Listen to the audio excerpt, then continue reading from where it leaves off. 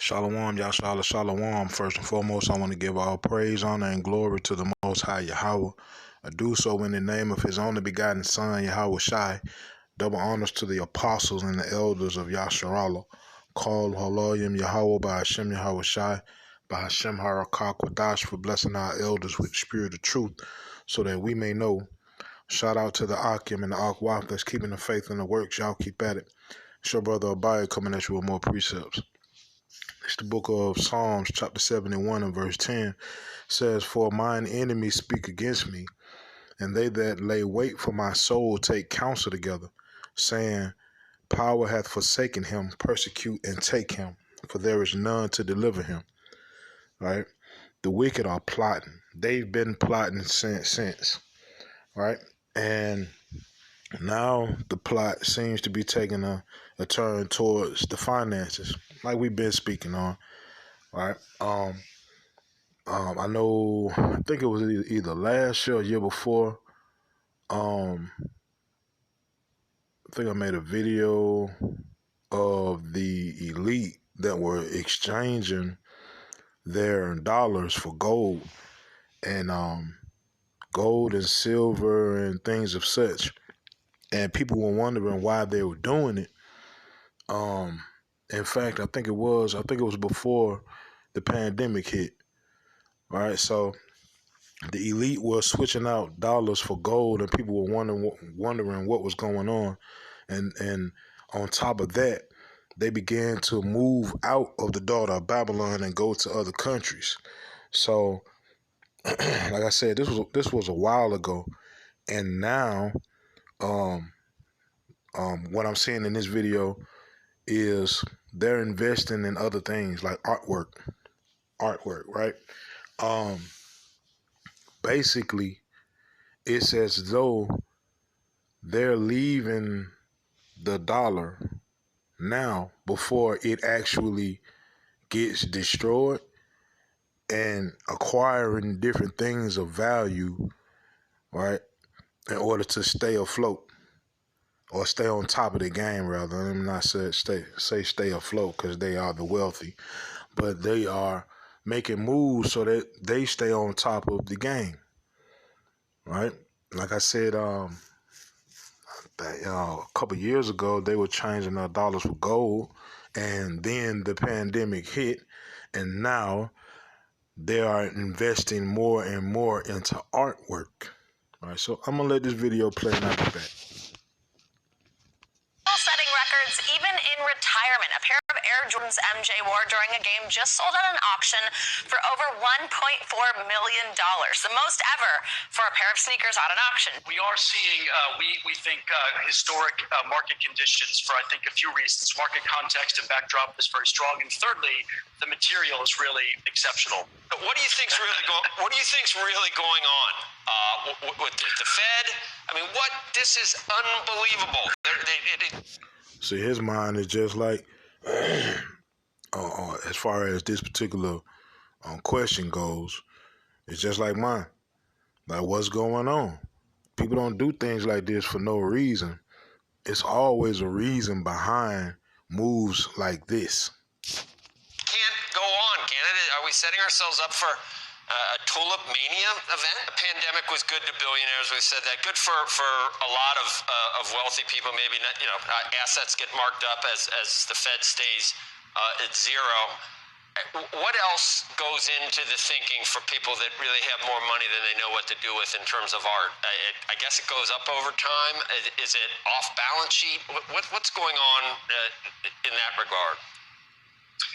Well, I do think that in financial terms that, art as an alternative, investment category in a world where there's a lot of volatility and uncertainty, art is something that you can have a passion for, you can have it on your walls. The pandemic had a huge effect on nearly every facet of international life. And while the overwhelming number of people across the globe face increasing increasingly dire straits economically, the rich keep getting richer. And what do they do with their increasing piles of cash? Buy million-dollar sneakers, art, and $69 million NFTs. They say capitalism breeds innovation, don't they? One of the biggest winners of the pandemic have been art auction houses like Sotheby's and Christie's because of their heavy digital presence, which includes online live-streamed auctions that garner millions of viewers they could never get in real life. This shift is leading art experts to speculate that the balance of power in the art world is rapidly shifting from independent dealers to big conglomerate auction houses. Edward Dolman is an executive at Phillips, another auction house, and he says that because the rich are traveling less, live-streamed international sales are all the rage. He also notes that, quote, at an auction, if 4 other people are bidding against you, it's much more reassuring. While stock portfolios rise and the gap between the rich and poor widens exponentially, the rich have been bidding on things like worn sneakers. Yes, in October, a Florida collector spent a record $1.5 million on a pair of Nikes at once worn by Michael Jordan. The rich have had a really awful 2 years of not being able to go on luxurious vacations and live their normal lifestyles, and that, combined with increased money in the bank, means that they are more interested in buying material goods or digital tokens like NFTs. Online auction houses are attracting huge numbers. Christie said that in 2021, a digital audience of 3.3 million people engaged with its live stream auctions through various online channels. So instead of lifting up communities or pledging to give money away, many of the global elite have just doubled down on their spending at a time when, again, most people are in dire need of material support. One of the biggest myths of capitalism is that when certain people get rich, they will then lift up the entire population. But it's Which is a damn lie. Because as long as this place have had millionaires and billionaires, this place has still been this place. Right? But this is the book of Job, chapter 21 and verse 7. It says, wherefore do the wicked live, become old, yea, are mighty in power. Right? Basically, the wicked are living their best life in this kingdom because this is their kingdom. Right? I'm going to go to verse 13, same book, same chapter. It says, they spend their days in wealth, and in a moment go down to the grave. Therefore they say unto power, depart from us, for we desire not the knowledge of thy ways. They care less about doing what's right. Right? In their mind, they make money. You know what I'm saying? Stack it up for their kids. Their kids live that same life, and it's just a continuous cycle of prosperity and wealth. Right? Go to verse 19. It says, power layeth up his iniquity for his children. He rewardeth him, and he shall know it. Right? The same way those kids or those the parents of those kids did dirt and still living their best life, and their kids are doing the same thing. But now, as you see, the kids is saying, well, we don't want to hear about what our forefathers did. Well, you got to hear it. Right? You are going to hear it. And you're going to get paid back for it. Yes, you will get paid back for the things that your forefathers did. Somebody got to pay for it. Right? And according to what we just read in script, it's going to be their children. Right? Because this the thing. As long as these people are in power, we will always be oppressed. Period. You can march all day. You can vote all day. You can get all the degrees you want.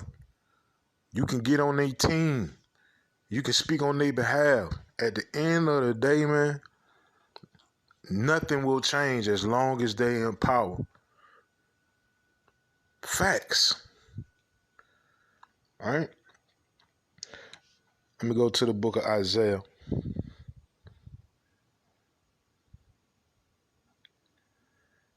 Isaiah 33 and 1. It says, woe to thee that spoilest, and thou wast not spoiled, and dealest treacherously, and they dealt not treacherously with thee. When thou shalt cease to spoil, thou shalt be spoiled. And when thou shalt make an end to deal treacherously, they shall deal treacherously with thee. Right? But see, the thing of it is, they not going to stop. They are not going to stop. The only thing that's going to make them stop is Yahweh Ba'ashem Yahweh Shai, right? And like I said earlier in this video, man, hey, they plotting on something. You best believe that, because listen to what they just said. Because of the pandemic, the billionaires became richer. They became richer because of these big companies that went to Capitol Hill and said, mandate this. Don't allow them to speak about that. Call that false information and call this the truth. Right? And at the end of the day, hey, the rich got richer while the poor got poorer. Because what else happened? Inflation happened. Now the price of everything going through the roof. But the cost of living as far as these jobs go ain't went up nowhere. Right? The rich got richer, the poor got poorer. Script just said when they stop, they're going to have to get that back. So what does that mean? They are not going to stop. They know this information just like we do. Right? But this the beauty of the Most High. His words say he going to make them stop. Go to the book of Ezekiel. Let me see. Ezekiel chapter 35. And I'm going to end it with this. 35 verse 5. It says, because thou hast had a perpetual... Matter of fact, I'm going to start from the top. Ezekiel 35:1. Moreover, the word of Yahweh came unto me, saying, Son of man, set thy face against Mount Seir, and prophesy against it, and say unto it, Thus saith Yahweh power, behold, O Mount Seir, which is Esau, Edom. It says, I am against thee, and I will stretch out mine hand against thee, and I will make thee most desolate. I will lay thy cities waste, and thou shalt be desolate, and thou shalt know that I am Yahweh, because thou hast had a perpetual hatred. A perpetual hatred. That means never ending. That's what that means. Because thou hast had a perpetual hatred, and hast shed the blood of the children of Israel by the force of the sword in the time of their calamity, in the time that their iniquity had an end.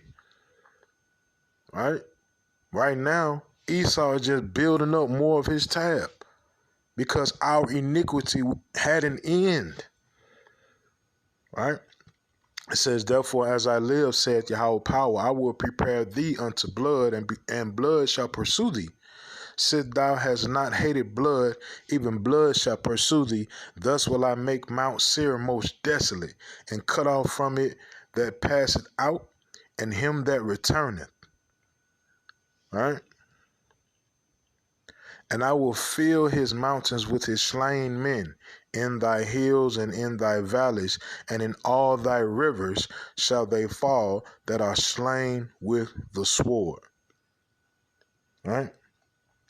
These devils are plotting on something, but at the end of the day, the Most High gonna stop you, man. Right? Because it's written. It's written that you're gonna be trying things. You're gonna have these wicked devices or wicked plans, wicked plots, wicked ideas. And you're gonna be trying to implement these things, and you're gonna do it. But at the end of the day, the Most High gonna murk you for that, man. All right. So, Yahweh Ba'ashem Yahweh Shai Ratazah. Salah. Yahweh Ba'ashem Yahweh Shai Ratazah. These precepts in this video were edifying. Call Haloyim Yahweh Ba'ashem Yahweh Shai Ba'ashem Harakah Kodash. Shalom Yashai.